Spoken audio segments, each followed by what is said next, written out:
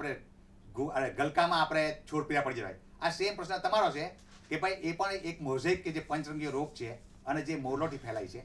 એટલે મેં અગાઉ વાત કરી કે ભાઈ મોરલો આને આપણે અટકાઈ શકાતો નથી, પણ એનો ફેલાવ અટકાઈ શકીએ કે આ વાહક તરીકે કામ કરે. એટલે મોરલોને જો નિયંત્રણ કરીએ, અગાઉ મેં વાત કરી ડાયમિથોએટ અથવા તો ફોસ્ફામિડોન અથવા તો એસિપેટ, એ પૈકી કોઈ પણ એક દવાનો છંટકાવ કરવો.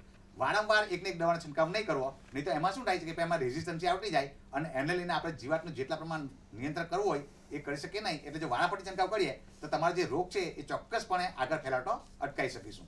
બરાબર છે. અત્યારે આપણી સાથે એક દર્શક મિત્ર હસમુખભાઈ રાઠવા ફોન લાઈન પર જોડાયા છે. હેલો. હાજી મેડમ. હા નમસ્કાર હસમુખભાઈ. નમસ્કાર મેડમ. હા આપનો પ્રશ્ન જણાવો. હું મેડમ મારે ઉનાળુ શાકભાજીમાં ભીંડા અત્યારે નાખવા હોય તો થઈ શકે કે નહીં એમ? હા ઉનાળુ શાકભાજીમાં ભીંડા. હા દર્શક, હા ભાઈ હસમુખભાઈ છે. તમે ઉનાળુ ભીંડા અત્યારે કરવા હોય તો હવે આપણે ઘણા લેટ થઈ ગયા.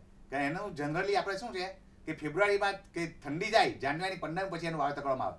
હવે જો તમે કરો તો એનો જે જોયો વટ થાય નહીં, અને બીજું કે ચોમાસુમાં પાછી એ પૂરો જાય પાક. એટલે એને લઈને તમે હવે અત્યારે જો ભીંડા વાવવા હોય તો તમે બહુ વાવી તો શકો, પણ એનો જે તમારે નફો મેળવવો હોય એ મેળવી શકાય નહીં. બરાબર છે. અત્યારે કડીથી ખોડાભાઈ પટેલ આપણી સાથે ફોન લાઈન પર જોડાયા છે. હેલો. મારો પ્રશ્ન એ છે કે ઉનાળુ મરચી કરવી હોય, હું શિયાળુ મરચી કરું તો ઉનાળુ મરચી કેમ ના થાય? અચ્છા, વાયરસ આવી ગયા જાય છે. હા ભાઈ કિરીટભાઈ, તમારા પ્રશ્ન પર જે અગાઉ ભીંડાની વાત કરીને એવી છે, ઉનાળુ મરચી જ થઈ શકે, પણ મરચીમાં શું છે કે જે તાપમાન છે એ મુખ્ય ભાગ ભજવે છે. તમે જુઓ કે ઉનાળામાં કોઈ પણ ફૂલ બેસે પણ એ ફૂલ પર જો એવા મરચા લાગતા નથી, ખરી પડે. હા તમે એને જો ગ્રીન હાઉસમાં કરવા માંગતા હોય તો તમે મરચી કરી શકો. બાકી અત્યારે શું છે કે તમારે ફૂલો તો બેસે પણ એને જે પોલિનેટર જોઈએ તો એ જોઈએ પ્રમાણે મળે નહીં, અને એના પ્રમાણે તમને મરચા લાગે નહીં. એટલે જો એ ભાવ મળી રહે પણ તમારે જેનું ઉત્પાદન છે એ ઓછું રહે. એટલે આપણે ગુજરાતમાં બહુ ઉનાળુ મરચી કરતા નથી, સિવાય કે આપણે જો પોલી હાઉસમાં અથવા ગ્રીન હાઉસમાં કરતા હોય તો એ મરચી આપણે કરી શકીએ. બરાબર છે. જે પટેલ સાહેબ, આપણે ભીંડાની જ વિશે વાત કરીએ તો એની જાતો વિશે સાહેબે આપે માહિતી આપી. એની શીંગો વાંકી ચૂકી થઈ જાય તો તે માટે પાક સંરક્ષણ કેવી રીતે કરવું જોઈએ એ વિશે પણ આપણે સરસ ચર્ચા કરી. હવે એવો પ્રશ્ન થાય કે ભીંડાના જે પાન છે એના પર સફેદ ધાબા થઈ જતા હોય છે, તો આવા સંજોગોની અંદર શું કરવું જોઈએ? ખેડૂત મિત્રો, તમે ટીવી પર જોઈ શકો છો કે ભાઈ ભીંડાના પાન આમાં બતાવ્યું છે કે જેમાં એના પીળા ધાબા પડી જતા હોય છે. બરાબર, સફેદ ધાબા પડી જાય અને પાછળ ઝાડા જેવું પાઈ જાય. આ એક છે ને કથરી નામની જીવાત છે કે જે શરૂઆતમાં એકલ ડોકલ હોય, પછી જથ્થામાં રહીને એમાં પાનમાંથી એના બચ્ચા અને પુખ્ત બંને પાનમાંથી રસ ચૂસે, અને એને લઈને જે પાન પર જ્યાંથી રસ ચૂસાય ત્યાં સફેદ ધાબા પડી જાય અને ઝાડા પડી જાય. તો આના માટે આપણે કોઈ પણ દવા ના ચાલે, પણ આ એક કથરી છે એટલે કથરીનાશક દવા જે છે એનો જ છંટકાવ કરવો જોઈએ. હવે કથરીનાશક દવામાં પહેલી જૂની દવાથી ડાયકોફોલ કે જે 30 મિલી 10 લીટર પાણી ભેળવીને છંટકાવવો જોઈએ. એ ના હોય તો વેટેબલ સલ્ફર જે દ્રાવ્ય ગંધક કહીએ એ પણ આપણે 20 ગ્રામ 10 લીટર પાણી ભેળવીને છંટકાવ કરવા. અત્યારે નવી બજારમાં ઘણી બધી નવી દવાઓ આવી ગઈ છે અને કે જે વિશેષ અસરકારક છે. એમાં ફેનાઝોકિન છે કે ભાઈ 10 મિલી 10 લીટર પાણી ભેળવીને છંટકાવ કરો, અથવા સ્પાયરોમેસિપેન 3 થી 5 મિલી જો તમે 10 લીટર પાણી ભેળવીને છંટકાવ કરવામાં આવે તો આ જીવાતનું અસરકારક નિયંત્રણ કરી શકાય છે. ગોધરાથી જીવનભાઈ નીનામાએ અત્યારે આપણને ફોન કરેલો છે. હેલો. હેલો. હાજી નમસ્કાર જીવનભાઈ.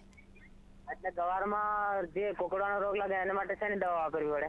ગવારની અંદર કયો રોગ કયો જીવનભાઈ? એટલે પાન કોકડાઈ ગયા છે. પાન કોકડાઈ જવાનો રોગ. હા જીવરાજભાઈ, તમારા જે ગવારમાં જે પાન કોકડાઈ જાય છે એ પેટ ચૂસ્યા પ્રકારની જીવાત છે. જો તમારે નીચે જો કાળી ફૂગ જામતી હોય અને એ થતું હોય તો એ સમજવું કે મોલો, પણ એ સામાન્ય રીતે જાન્યુઆરી ફેબ્રુઆરી વધારે હોય. અત્યારે જે તમારા પાન કોકડાય છે એનું ફક્ત કારણ લીલા તરતડિયા છે કે જે એના બચ્ચા અને પુખ્ત બંનેમાં પાણીમાંથી રસ ચૂસે, એને લઈને એનો પાનનો વિકાસ થાય નહીં અને પાન કોળિયા જેવાટી જાય.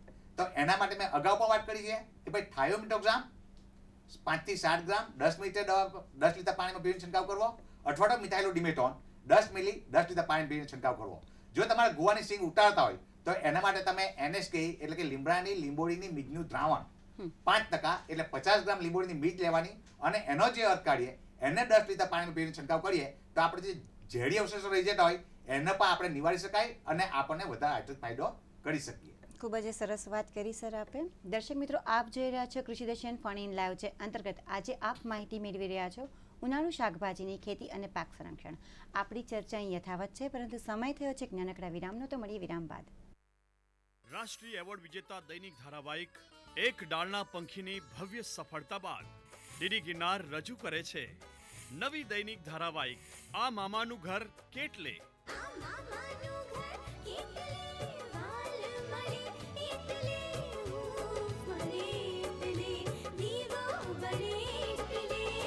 પ્રસારણ સોમવારથી ગુરુવાર સાંજે 4:30 વાગે. પુનઃ પ્રસારણ શુક્રવાર, શનિવાર અને રવિવાર રાત્રે 9:30 વાગે. મહા એપિસોડ શનિવાર અને રવિવારે બપોરે 12 થી 1. દૈનિક ધારાવાહિક આ મામાનું ઘર કેટલે. દર્શક મિત્રો, વિરામ બાદ ફરીવાર આપ સૌનું હાર્દિક સ્વાગત છે. આપ જોઈ રહ્યા છો કૃષિ દર્શન ફોન ઇન લાઈવ છે અંતર્ગત આજે આપણે વાત કરી રહ્યા છીએ ઉનાળુ શાકભાજીની ખેતી અને પાક સંરક્ષણ. ડૉક્ટર વિરેન્દ્રસિંહ અને ડૉક્ટર જે પટેલ સાહેબ ખરેખર આપણને ઉપયોગી માહિતી આપી રહ્યા છે. આપણી આ ચર્ચાને આગળ વધારીને એક દર્શક મિત્રો પરેશભાઈ ત્રિવેદી તસ્કરોથી આપણી સાથે ફોન લાઈન પર જોડાયા છે, તેમને સાંભળીએ. હેલો પરેશભાઈ. હેલો. હાજી નમસ્કાર. નમસ્કાર. આપણે ભીંડાના કેટલા પ્રકાર અને ભીંડાની જ્યારે આપણે વીણીએ ને ત્યારે એને વલુર બહુ આવે છે, એનું કારણ શું? કયા ભીંડા કરવા સારા? કયા ભીંડા કરવા સારા અને એની વીણી વખતે જે ખંજવાળનો જેવો પ્રોબ્લેમ હોય એવો થતો હોય છે સાહેબ? ખેડૂતભાઈ, આપનો બહુ સારો પ્રશ્ન છે. આપણે જે ગુજરાત માટે જે 3 થી 4 જાતો જે ભલામણ કરવામાં આવેલ છે એ GO2 એટલે ગુજરાત ઓકરા 2, પછી GOH એટલે ગુજરાત ઓકરા હાઇબ્રિડ 2. આ જો બે વેરાયટીઓ છે ગુજરાત માટે સારામાં સારી ભલામણ કરવામાં આવેલ છે. હવે વીણી વખતે ખાસ આપણે એ ધ્યાન રાખવાનું કે વધારે થોડાક મોડા જે એને વીણી કરશો તો એ પોડ છે કે એ સિંગ છે એના ભાવ તમને બહુ ઓછા મળશે. તો તમારે ખાસ એ ધ્યાન રાખવાનું જે એનો લાસ્ટ જે ભાગ હોય પીળો એકદમ નુકીલો જે ભાગ હોય એ એકદમ તમે તોડો, એને પેડિશલ કે અંગ્રેજીમાં. એ પેડિશલ એકવારમાં તૂટી જાય તો સમજી લેવાનું કે વીણી કરવાનો એક પ્રોપર ટાઈમ આવી ગયો છે. તો એ વખતે તમે જે એની વીણી કરીશો તો તમને સારામાં સારા ભાવ મળશે અને સારામાં સારો વળતર પણ મળશે.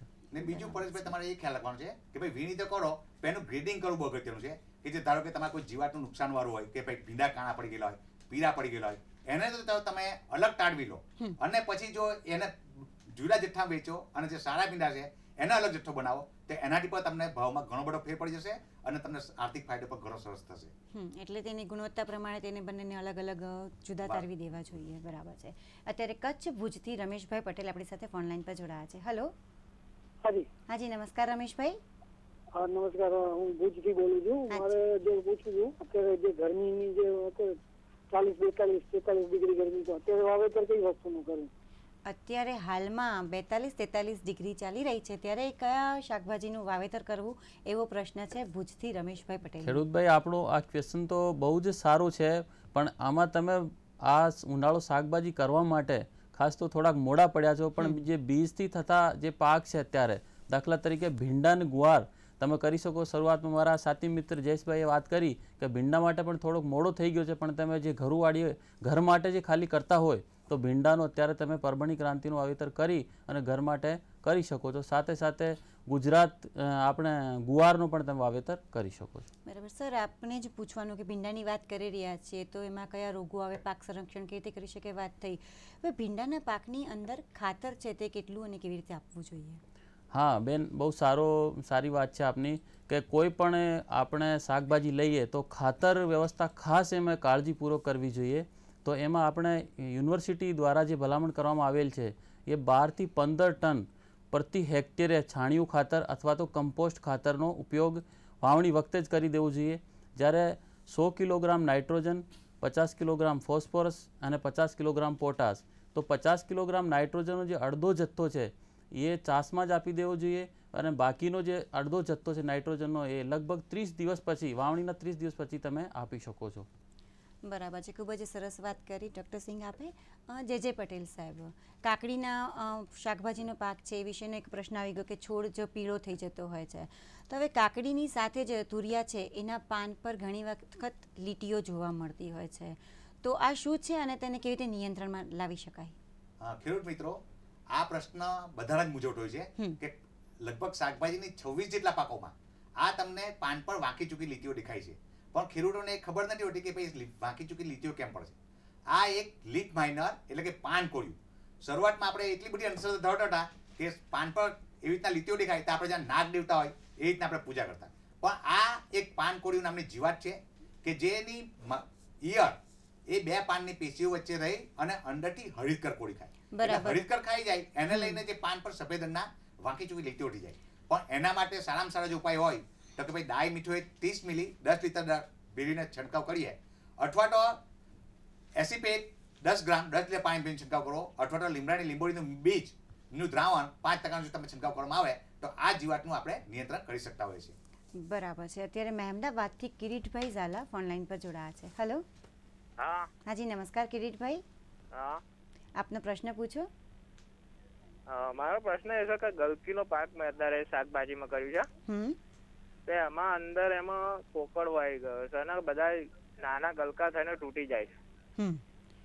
તો આવા સંજોગોમાં શું કરવું છે એવો આપનો પ્રશ્ન છે. હા ભાઈ, તમારો જે પ્રશ્ન છે એ કોકળવાનો જ પ્રશ્ન છે. એ અગાઉ પણ કોકળવાના ઘણા પ્રશ્નો આવી ગયા છે કે ભાઈ ચૂસ્યા પ્રકારની જીવાત લઈને થાય. જો શરૂઆતમાં પાન એ પીળા પડી જતા હોય તો એ આપણે પંચરંગીય રોગ કે પછી જે મોલોમાઇટિસ લીધે થાય. બીજું કે જે ગલકા પીળા પડી જાય અને નાના નાના ખડી પડે છે, તમારો એવો પણ પ્રશ્ન છે. પણ એ આપણે જાણીએ છીએ કે ભાઈ પોલિનેટર અત્યારે આટલી બધી ગરમી છે એટલે જો તમારા મધમાખી કે જે બીજા પોલિનેટરો છે એની જો તમારા ખેતરમાં અવરજવર ઓછી હોય તો એને લઈને જે એનું ફર્ટિલાઇઝેશન થવું જોઈએ એ થાય નહીં અને એને લઈને ફળો ખડી પડતા હોય છે. કે જનરલી એવું હોય છે કે જેટલા ફૂલ હોય એટલા ફળો બેસતા નથી. પણ જે કોકરવાનું જે કહ્યું કે ભાઈ ચૂસ્યા પ્રકારની જીવાતથી ફેલાય અને એના માટે મેં અગાઉ જે દવા બતાવી છે એનો જો આપણે છંટકાવ કરીએ તો આ કોકરવાના પ્રશ્ન પર આપણે નિવારી શકીએ છીએ. બરાબર. ડૉક્ટર વિરેન્દ્રસિંહ, ઘણી બધી વખત એવું બનતું હોય છે કે ખેડૂત ભાઈઓ છે ઘણી બધી મહેનત કરે પરંતુ અને એનો પાક તૈયાર કરે પરંતુ બજારમાં તેના પોષણક્ષમ ભાવ નથી મળતા હોતા.